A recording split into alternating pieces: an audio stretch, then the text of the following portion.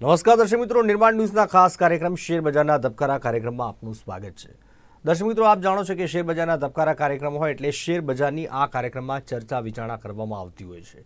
Share બજારમાં કેવા પ્રકારની હલચલ જોવા મળી રહી છે, કયા ઇન્સ્ટ્રુમેન્ટમાં રોકાણ કરવાની જરૂર છે, કયા ઇન્સ્ટ્રુમેન્ટને વેચી દેવાની જરૂર છે, અગત્યના લેવલ શું છે, સાથે સાથે દર્શક મિત્રોના ફોન કોલ્સ પણ લેતા હોય છે।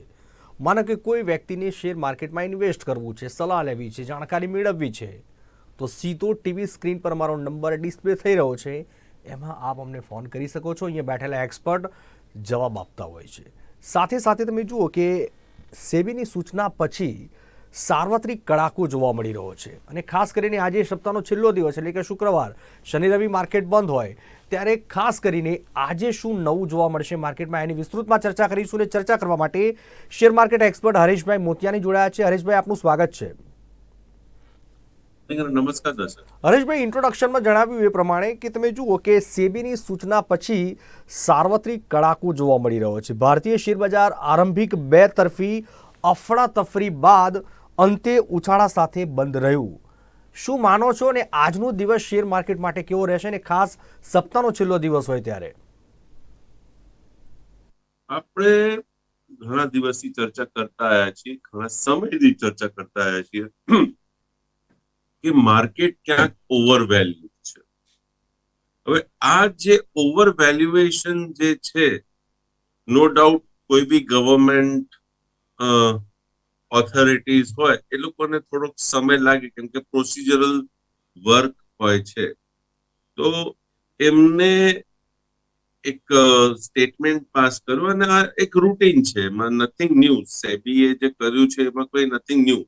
તો સેબી ઓનલી ઇન્સ્ટ્રક્ટેડ એ ગાઈડલાઇન્સ આપી કે સ્ટ્રેસ ટેસ્ટ માટે, અને મ્યુચ્યુઅલ ફંડ ફેડરેશન જે છે એમને બધા મ્યુચ્યુઅલ ફંડ પાસેથી સ્ટ્રેસ ટેસ્ટ માગી કે તમારે સ્ટ્રેસ ટેસ્ટ આપવી પડશે, તમે ડિટેલ્સ આપો। એ જ્યારે વાત આવી, એમ્ફીએ જ્યારે આ ડિસિઝન ફાસ્ટ લીધું એટલે ત્યાં બધી હલચલ માર્કેટમાં જોવા મળી અને we saw some selling pressure. Basically selling pressure એટલે યુ કેન સે કે it was a churning of instrument, right, કે ક્યાંક આ હાથથી નીકળીને બીજા હાથમાં જાય વગેરે વગેરે, એવું કંઈક દેખાઈ રહ્યું છે હાલના તબક્કે। See, it's too early to comment આ સ્ટેટમેન્ટ પણ જે રીતના લેવલને સપોર્ટ લઈને માર્કેટે એક બાઉન્સ આપ્યું છે ગઈકાલે, શોર્ટ કવરિંગ આપણને જોવા મળી છે, તો એ અનુસંધાનમાં હું આ સ્ટેટમેન્ટ પાસ કરી રહ્યો છું। કે આપણે આપણા દર્શક મિત્રોને પહેલાથી એક સ્ટેટમેન્ટ લેવલ્સ આપી દીધી, એટલે કે on the lower side 21,850 887 basically, but 21,850, અને પ્રીવિયસ જે લો બન્યો હતો 3-4 દિવસ પહેલા, that was 21,875, that was last week low, અને આ વીકનો લો 21,860, મેં એક રાઉન્ડ ફિગર 850 ગણેલી, અને ત્યાંથી જ ગઈકાલે માર્કેટ શોર્ટ કવરિંગ લઈને માર્કેટ કેમ આપ। તો આ એક સંકેત દેખાય છે કે ક્યાંક માર્કેટમાં લોવર લેવલ ફરી પાછું શોર્ટ કવર થઈ જાય છે, તો લોંગના હેન્ડ્સ ચેન્જ થયા છે। ગઈકાલે તમે આંકડાઓ જો MSCI ના જે ચેન્જીસ આવ્યા છે, તો વોલાટિલિટી પણ મેન્ટેન થઈ છે વગેરે વગેરે। સો ઓલ ધીસ થિંગ્સ લુક્સ કે ઇટ ઇઝ વેલ ઓર્ગેનાઇઝડ, બહુ વ્યવસ્થિત રીતે ઓર્ગેનાઇઝ છે, અને રિટેલ ઇન્વેસ્ટર્સ ફસાઈ ના જાય એના માટે આ સ્ટ્રેસ ટેસ્ટ લેવામાં આવ્યો છે। રિટેલ ઇન્વેસ્ટર્સને સમજવાની જરૂર છે કે કયા ઇન્સ્ટ્રુમેન્ટમાં ઇન્વેસ્ટ કરવું છે। એમને હું કાયમ કહું છું છેલ્લા કેટલા સમયથી કે તમે જ્ઞાન મેળવો, નોલેજ લો, નોલેજ સાથે કામ કરો। કોઈના કહેવાથી don't just enter into the market. Plus minus નું બટન દબાવવાની કોઈ જરૂર નથી। નસીબ અમુક સમય સુધી સાથ આપે, અમુક જ વ્યક્તિ હોય છે કે જેનો નસીબ આ જીવન સાથ આપતો હોય છે, બાકી ધૂપ છાવ તો તમારા જીવનમાં આવવાનું જ છે। તો નોલેજ હશે તો તમે શૂન્યમાંથી સર્જન બી થઈ જવાના છો, અને તમે શૂન્ય થશો જ નોલેજ હશે તો, કેમ કે નોલેજ સાથે તમે જો કામ કરશો તો you will be into this field forever. સવાલ છે કે બને એટલું વધારે નોલેજ લો, કેમ કે અહીંયા નોલેજનો એક છે કે આ બી એક સમુદ્ર છે. એવું નથી કે તમે ખાલી ડાઉ જોન્સ સમજી ગયા, શીખી ગયા એટલે આપણને માર્કેટ આવી ગયું, નહીં. તમારે ઘણી બધી વસ્તુ શીખવા જેવી છે. કીપ લર્નિંગ, તો જ તમને આમાં ફાયદો છે. સવાલ છે કે માર્કેટ હવે શું દેખાય છે, જો આજનો દિવસ અગત્યનો દેખાય છે. આપણને એક 22,300 એક ટાર્ગેટ હતો આપણો, આપણે દર્શક મિત્રોને આ ટાર્ગેટ આપેલો હતો અને એ ટાર્ગેટ ઓલમોસ્ટ અચીવ. 2 પોઈન્ટ માટે રહી ગયું છે એટલે ઓકે, ઇટ ઇઝ અચીવ. તો ટાર્ગેટ અચીવ થયા બાદ we saw some profit booking, selling, churning of stocks વગેરે વગેરે, જે સ્ટેટમેન્ટ આપણે પાસ કરીએ. ઓકે, ને હવે માર્કેટે 21,850 ને માન આપ્યું છે. તો બસ હવે આ સમજી લો કે આ 21,850 જે લેવલ છે એ અગત્યનું છે. એ બ્રેક થશે તો then we are heading towards the lower level. નહીતર ટાઈમ ફ્રેમમાં આ રેન્જ આપણે ટ્રેડ કરીશું. આજનો દિવસ હું કહું છું અગત્યનો એટલે છે કે વચ્ચે ખરાબ સમાચાર આવતા હતા ત્યારે માર્કેટ ઉપર છે. આજે આપણા પાસે સારા સમાચાર છે. તમે યુએસ થી લો તો પીસી કોર ઇન્ફ્લેશન પોઝિટિવ છે, સારું આવ્યું છે. આપણા અહીંયાના ઇન્ફ્લેશનના આંકડા, જીડીપી ગ્રોથનો આંકડો જોઈએ તો અનએક્સપેક્ટેડલી પોઝિટિવ 8.4%, રાઈટ.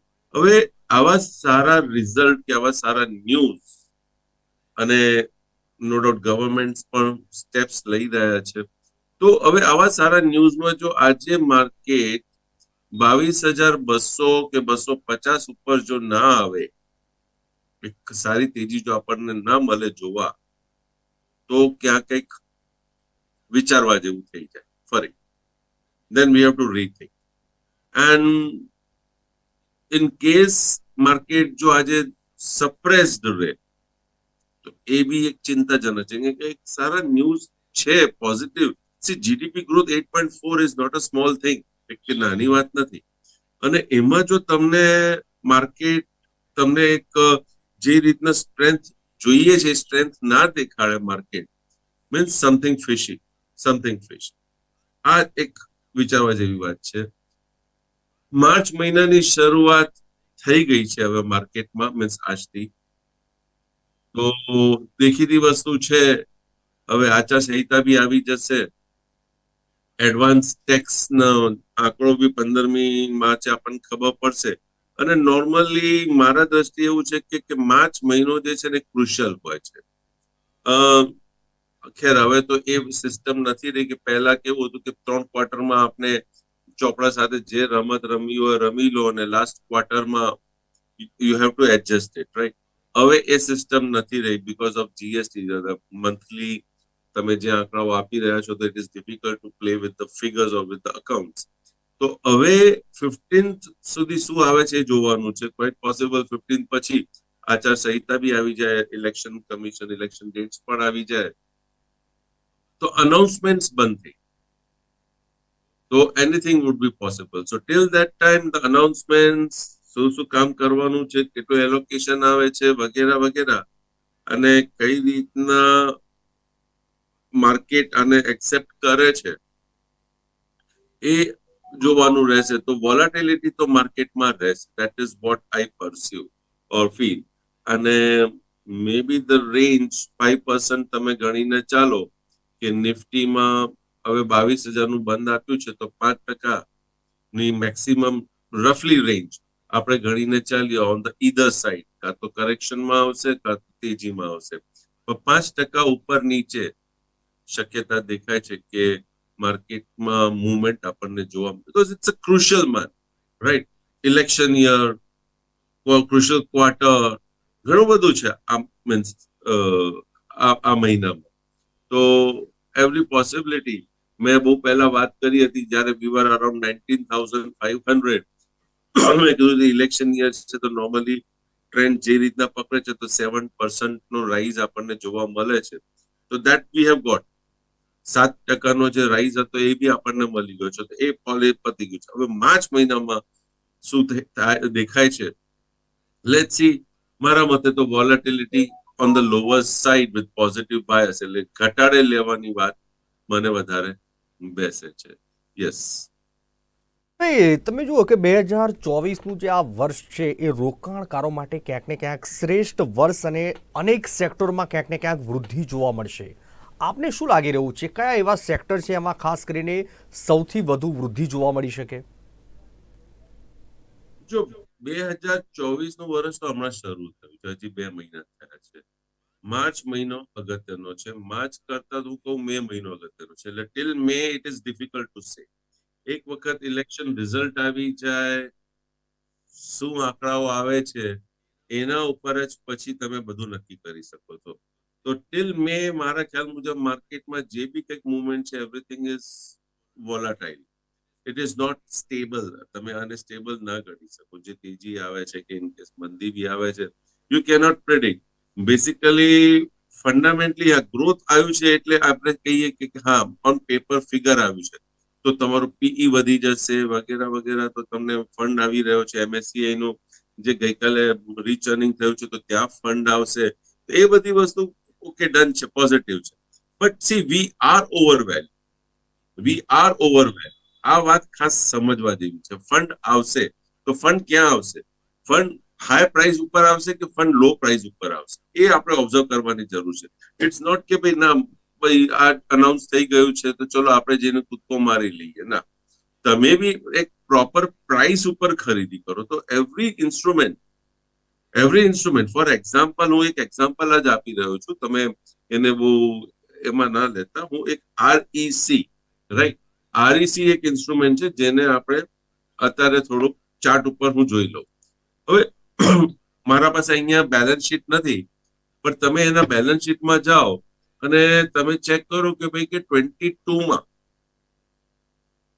કે 22 પહેલા એમનું પ્રોફિટેબિલિટી શું હતી, 23માં કેટલો વધારો થયો છે, 24માં કેટલો વધારો થયો છે. મીન્સ 24 તો રનિંગમાં છે, તો 21, 22, 23. હવે આરઈસી તો પાવર રિલેટેડ છે. કોરોનાનો તો એટલો બધો ઇફેક્ટ એમાં આવવો ના જોઈએ, રાઈટ?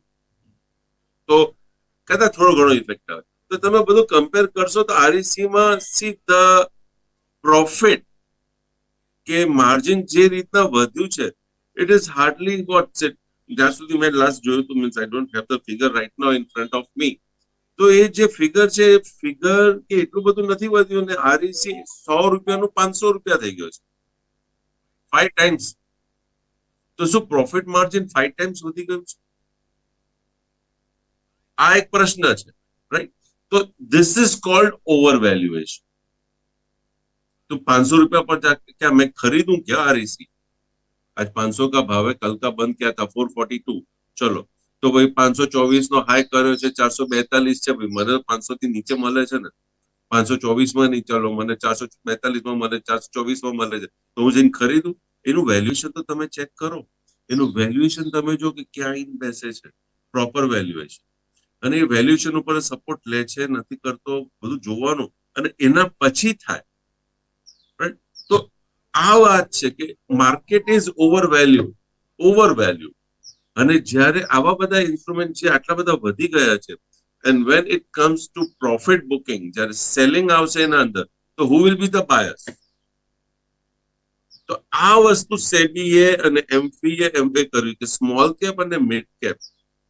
સ્મોલ કેપમાં તમે કંપનીઓમાં તેજી કરી છે, તમે ઇન્વેસ્ટમેન્ટ કર્યું છે, ઓકે ડન. તમને આ કંપની ગમે છે, ઓકે ડન. પણ તમારા સિવાય બીજા કોઈ બાયર છે, ફ્રી ફ્લોટ છે, કે જ્યારે ભાવ બહુ વધી ગયો છે અને પછી જ્યારે પબ્લિક આવે, means with all advertisement or with all mouth publicity everywhere, મારે ડિટેલમાં વાત નથી કરવી, પછી તમે જઈને કહો કે ના કે આ કંપની આમ થઈ, કે પછી તમે 400 માં અને 500 માં તમે, ફોર એક્ઝામ્પલ આરઈસી જે આપણે વાત કરીએ, હવે 109 નું આરએસી, 108 નું આરએસી, 524, 450, 500 રૂપિયામાં ટ્રેડ કરે, પછી બધા કે ના ના આરઈસી બહુ સારું છે, લોંગ ટર્મ 3 થી 5 વર્ષ માટે હવે આવો ઇન્વેસ્ટમેન્ટ કરાય કે 10. તો રિટેલ જનતા જે આ નોલેજ નથી રાખતી, મીન્સ બેલેન્સ શીટ નથી વાંચતી, તો એ વખતે ફસાઈ જવાના. એમનો તો ફંડ ત્યાં ઇન્વોલ્વ. એટલે that is what the concern is. તો અહીંયા આ જ સમજવાની જરૂર છે. તો લેટ ધ માર્કેટ કરેક્ટ. એક વખત માર્કેટ કરેક્ટ થવા દો, પછી તમે ઇન્વેસ્ટ કરો. એટલે આપનું કહેવાનો મતલબ છે કે 2024 સારો જશે. I don't know. મને માર્કેટમાં કરેક્શન જોઈએ જ. મેં બહુ પહેલા બી વાત કરી હતી, જે હાઈ બને એ હાઈ થી 19% જયારે માર્કેટ તૂટે ત્યારે I will start investing. Not at this level. અત્યારે માર્કેટ એક યુફોરિયામાં છે, યુફોરિયામાં આગળ વધી રહ્યું છે. Let it fly, let it go. મારે નથી આમાં, મારે ભાગ નથી લેવો. It can be a trap, it can be a trap. તો મેન આ સમજવાની જરૂર છે. હા, આના અંદર બી આ યુફોરિયામાં બી અમુક ઇન્સ્ટ્રુમેન્ટ્સ એવા છે કે જે ડેટ ફ્રી છે. પહેલી વાત, નથી ચાલ્યા, વેલ્યુએશનના નજીક છે, ફ્રી ફ્લોટ છે, રાઈટ. ઇવન મંદી આવી જશે તો પણ તમને એમાં તેજી દેખાશે. સેક્ટર પોઈન્ટ ઓફ વ્યૂ થી વાત કરું તો હાલના તબક્કે કન્ઝ્યુમર સેક્ટર છે જે હાલના તબક્કે સબડ્યુડ છે as compare to other sectors. તો ક્વાઇટ પોસિબલ કન્ઝ્યુમર સેક્ટર જે છે, કન્ઝ્યુમર ડ્યુરેબલ્સ, મે બી કદાચ ત્યાં તમને એક upmove, may be, I am not 100% sure, may be on decline એ સેક્ટરમાં તમને ક્યાંક એક અપમૂવ જોવા મળી જાય. એટલે ત્યાં તમે ટ્રેક કરો. That is possible. ત્યાં પોસિબિલિટી એક દેખાય. તો બાકી તો you have to just search, you have to search. It is not that easy. હાલના તબક્કે તો તમે ઇન્ટ્રાડેમાં કામ કરો છો, okay, that is okay, good. But આ લેવલ ઉપર તમે એમ કહો કે મારે લોંગ ટર્મ એક ઇન્વેસ્ટમેન્ટ કરવું છે, તો ના, મને થોડુંક આઈ વુડ બી કોશિયસ. અને ઇન કેસ હું કરીશ તો it will be with hedging only. For example, હું રિલાયન્સ આ લેવલ ઉપર લેવા જાઉં, એક એક્ઝામ્પલ આપું છું, રાઈટ. તો રિલાયન્સ ઓકે 3,000 નો ભાવ છે, ગઈકાલનો બંધ 2,921 છે. આજે સવારે હું વિચારું કે ચલો મારે આજે રિલાયન્સમાં ઇન્વેસ્ટ કરવું છે, એક શેર મારે ઇન્વેસ્ટ કરવું છે, એક્ઝામ્પલ કહું છું. તો બસ એ 2,921 કે 25 હું લેવા જાઉં તો 2,925 નું સામે હું મીન્સ કંઈક તો હું મંદી કરીશ. હું કોન્ટ્રા ચેક કરીશ કે આનું ક્યાંક છે, કે આને હું કઈ રીતના હેજ કરું, right. So that is what I have to do. I cannot go just naked and go buy an instrument. No, it has to be hedged. કેમકે ઘણા બધા નેગેટિવ કારણો બી છે જે આપણે પાસ્ટમાં ચર્ચા કરીને બેઠા છીએ. તો we have to be cautious, we have to be on the toes. ગવર્મેન્ટે, ઓથોરિટીઝે, રેગ્યુલેટરી ઓથોરિટીઝે બધાએ કન્સર્ન દેખાડ્યો છે, આવ્યા છે માર્કેટમાં બધી વાત માટે. તો okay, well appreciable. This is what we are saying. Mutual ફંડને પણ હવે કહેવામાં આવ્યું છે કે જો તમને ફંડની જરૂર ના હોય તો તમે શેના માટે ફંડ લઈ રહ્યા છો. Stop accepting fund at this higher price. તમે કઈ રીતના રિટર્ન આપી શકશો, દેટ ઇઝ ઓલ્સો પોઝિટિવ. તો લેટ્સ સી વોટ હેપન્સ, આગળ શું થાય છે. આજનો દિવસ એક ક્રુશિયલ હું ગણું છું ટ્રેડર્સ માટે, કે આજે જો તેજી થવી જોઈએ, વ્યવસ્થિત તેજી થવી જોઈએ. જો ના થાય તો અગેન ચિંતાજનક વાત આપણે ગણી શકીએ. સપોર્ટ 21,850 નિફ્ટીમાં, અને બેંક નિફ્ટીમાં હું વાત કરું તો મને સપોર્ટ 44,400 થી 600 નો ઝોન છે. દૂરનો સપોર્ટ છે, બટ યસ, સપોર્ટ આ જ છે. તો જો તમારે લોંગ ટર્મ માટે તમારે કોઈને બી વિચારવું હોય સિરીઝ માટે, તો બેંક નિફ્ટી 44,400 થી 600 આ એક ઇમ્પોર્ટન્ટ સપોર્ટ ઝોન છે. અને નિફ્ટીમાં 21,850 એ બ્રેક થશે તો પછી લોઅર સાઇઝ, એમાં રોજ આપણે ચર્ચા કરતા હોઈએ છીએ લેવલ્સની. એ લેવલ્સ આ કાર્યક્રમ જોતા રહો અને નોલેજ લેતા રહો. હરેશભાઈ, જે કંઈ ઇન્સ્ટ્રુમેન્ટમાં આપણે ચર્ચા કરી એમાં આપનું કોઈ પર્સનલ હોલ્ડિંગ ખરું કે કેમ? જે બી ઇન્સ્ટ્રુમેન્ટ વિશે ચર્ચા કરી છે, મારું ક્યાં કોઈ પર્સનલ હોલ્ડિંગ નથી. જી હા, મારા મિત્ર છે, મારા રિલેટિવ્સ છે, મારા ફેમિલી મેમ્બર્સ છે, એ લોકો ટ્રેડિંગ ઇન્વેસ્ટમેન્ટ કરતા હોય છે. કારણ કે ફેમિલી મેમ્બર્સ ઇન્વોલ્વ છે તો પર ઇન્ટરનેટ ઇન્ટરેસ્ટ નથી સમજ. હરેશભાઈ, શેર માર્કેટના કાર્યક્રમમાં આપ ઉપસ્થિત રહ્યા અને ખૂબ સરસ એવું માર્ગદર્શન આપ્યું. આપનો આભાર. Thank you.